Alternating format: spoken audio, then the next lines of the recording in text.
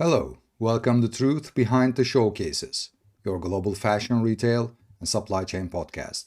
Today, Friday, May 22nd. ABG pulls legions into its $36 billion empire. Ralph Lauren crosses the $8 billion line with China leading the charge. Walmart's fashion play is no longer a punchline. And the EU-US trade deal finally gets its green light. I'm Sedat Sezer, breaking down the news and insights you need to start your day. Let's get started.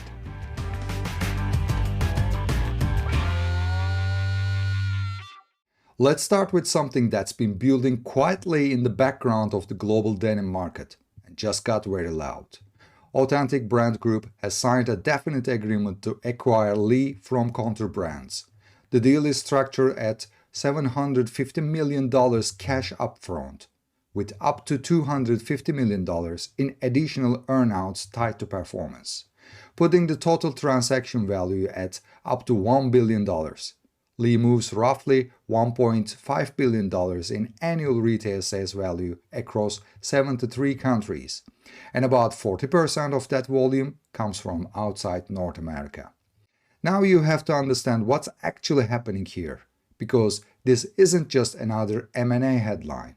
ABG has built what is in effect the world's most sophisticated brand licensing machine. Over $36 billion in annual retail sales across its portfolio. Guess, Lucky Brand, Dockers, Juicy Couture, and now Lee. The model is consistent. Acquire the IP, convert the business from owned operations to a licensing structure, and let over 1,700 partners around the world do the heavy lifting on sourcing, manufacturing, and retail. What that means for everyone in the apparel supply chain is structural. When a brand shifts from owned retail and direct sourcing to licensing, the procurement relationships changes fundamentally. Your point of contact is no longer the brand's internal sourcing team, it's the licensee. And licensees optimize for margin, not for long-term supply relationships. If you've been supplying into Lee through Contour's establishment channels, the question you need to be asking right now is, who are ABG's licensees going to be in my region? And do I have a relationship with them? From where I see it, this deal is also a signal about where the mid-market brand segment is heading. Lee sits between mass and premium, a space that's under structural pressure from both ends. ABG's model doesn't fix that. It monetizes it, and for sourcing teams, that matters. Which connects directly to what Ralph Lauren reported this week, because it shows the other end of the same story. Ralph Lauren crossed $8.1 billion in annual revenue for the first time. That's the full fiscal year ending March 26. The fourth quarter alone came in at $2 billion, up 17% year over year. Adjusted earnings per share at $2.80, beating analyst consensus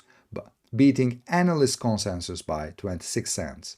The stock popped 13.8% on the news, adding market capitalization reach $22.7 billion. Now here's what produced those numbers, and it's not just product or marketing, it's positioning discipline. Ralph Lauren has spent the last several years deliberately migrating away from department store wholesale dependency and toward direct consumer.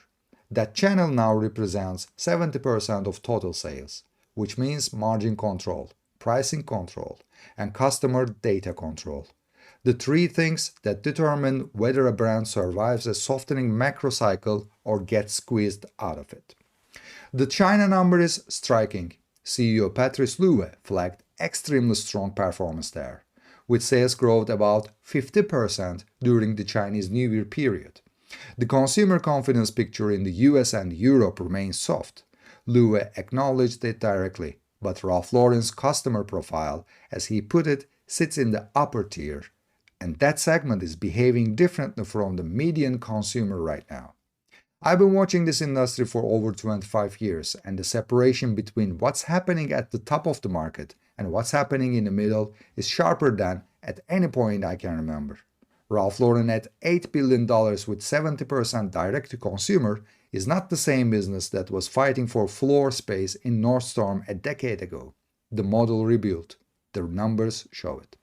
For premium suppliers serving this tier, especially in tailored fabrics, knitwear, and accessories, this is a directional signal. When your customer's revenue is growing at 17% and DTC is at 70%, they are investing in product, not cutting corners on sourcing. That's the type of relationship worth protecting. This brings us to the other end of the market, and a story that deserves more analytical attention than it usually gets. Walmart just reported Q1 fiscal year 2026 results. Net sales up to 7.3% to $177.8 billion. Net income in 18.8% to $5.3 billion. E-commerce up 26%. Advertising revenue up 37%. Those are strong numbers by any pressure. But here's the specific detail that should be on every retailer's strategy's radar. CEO John Furner explicitly called out fashion as delivering outsized growth this quarter. That word, outsized, means it outperformed the rest of the business at Walmart in fashion. This didn't come out of nowhere. Walmart has been methodically upgrading its apparel offer for 3 years. Better product creation, a stronger private label push, and a marketplace strategy that brings mid-tier brands' names onto its platform, without Walmart having to carry the inventory risk. Add the AI shopping assistant Sparky, and the customer using it are running 35% higher average basket values. That's not a gimmick, that's a structural improvement in conversation and attached rate. What this means for the sourcing community is uncomfortable for some to expect. The value tier is no longer a race to the bottom. When Walmart's fashion segment is growing outrageously, their word, not mine, and gross margins are expanding while revenue grows at 7%, you are looking at a buyer with real pricing power and growing product ambition. For apparel manufacturers in Asia and in nearshore regions alike, Walmart's momentum is a volume signal, and volume at Walmart moves fast. Be ready for that call. Now let me shift to the macro picture, because this week delivered a number that changed the demand conversation for the rest of the 26.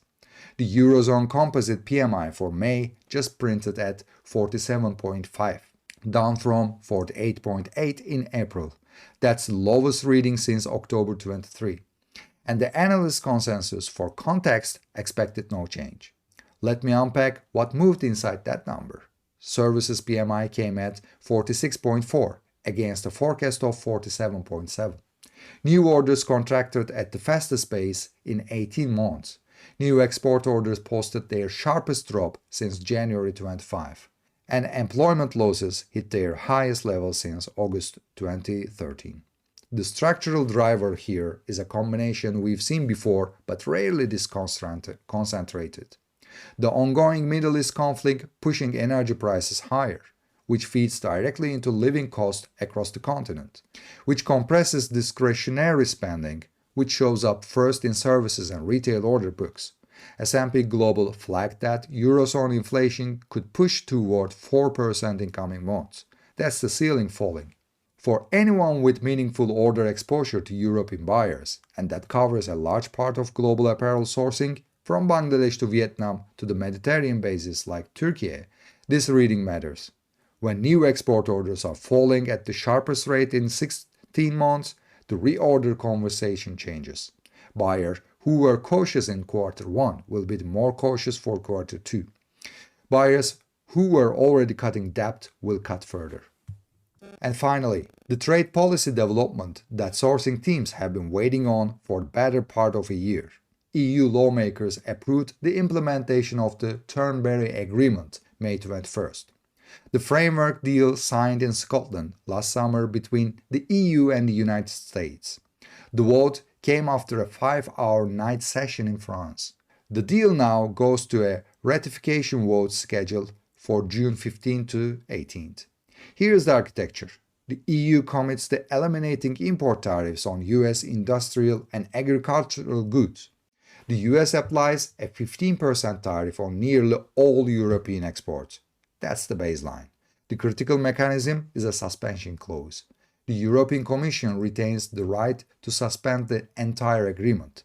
if the US fails to reduce its steel and aluminum tariffs to 15% by December 31st, or discriminates against EU operators. The deal runs through the end of 2029 with extension possible. The stakes for June's ratification vote were explicit. Failure to ratify meant the Trump administration tariff on EU automobiles escalating from 15% to 25%. That kind of threat concentrates minds.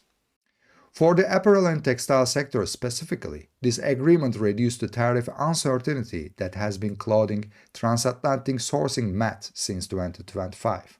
If you are a European brand sourcing globally and selling into US or an EU-based manufacturer exporting finished goods across the Atlantic, the 15% figure is now a planning number. Not a range, it's a favorable, but it's knowable. And in trade policy, knowable beats uncertain almost every time. The suspension clause is variable to watch. If steel and aluminum tariff relief doesn't materialize by year-end, we are back to uncertainty. And in that scenario, the diversification plays that sourcing teams have been building, nearshore capacity, regional trade corridors, dual sourcing, those aren't contingency plans anymore. They are the primary strategy. The main question I want to leave you with today is, we have Ralph Lauren at the top of the market growing 17%, Walmart at the volume end growing 7% with fashion outperforming, and Eurozone PMI signaling the sharpest demand contraction in 2.5 years.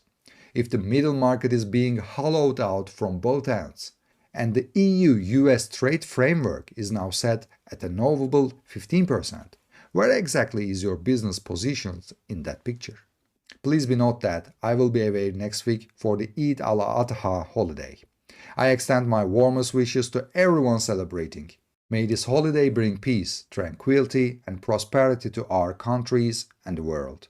That's all for today's analysis. To make sure you never miss the insights behind the numbers, hit subscribe wherever you get your podcast. I'm Sedat Sezer. Thanks for tuning in. I'll see you after the break, and until then, stay ahead of the curve.